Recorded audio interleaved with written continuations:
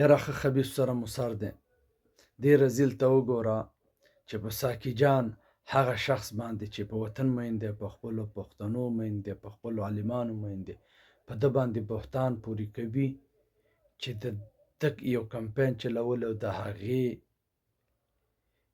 په برکت دا شیخ ادریس شهید شو. دا ډیر یو خبیث انسان دی، ډیر یو لعین انسان دی، د پښتنو ترمنځ درس پیدا کوي، پښتانه ضعیفه کوي او په داسې اشخاصو چې په وطن مین دي، په پښتونخوا مین دي، هغوی بدناموي، بهتان ورپورې کوي او غواړي د دوی هدف همدغه دی چې پښتانه همیش د پنجابیانو غلامان وي. زه دې خبیث ته یوه خبره کومه چې دې ساقي جان خو د آصف منیر په هکله باندې هم بلحاشیه خبرې کړي دي. ولې هغه نه مري؟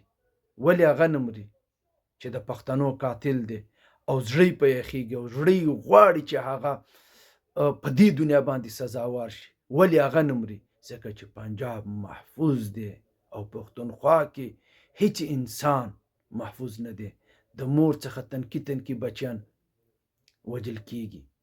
نو فلهذا ډیر خبیث انسان او ډیر بې غیرت انسان صرف ساقي جان مولوي صاحب ادریس ته هغه وخت ورباندې نیوکه وکړله چې کله د آصف منیر په ښو الفاظو یاد کړو او ده ورته وویل چې نه، د پښتنو قاتل داسې مه یادوه او دی پر حق کړی او هغه هم یو انسان و.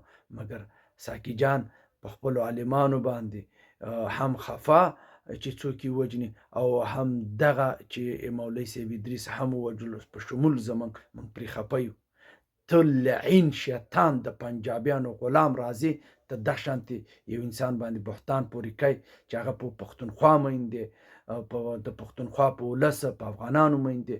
راځي دې خبیث خبرې در باندې اورم. مننه. ټاکر دی ساقي جان هغه ډېر خراب کمپین وشنو د شیخ صاحب په خلاف او د هغې کمپین په نتیجه کې د ژوند ته خطره را پیدا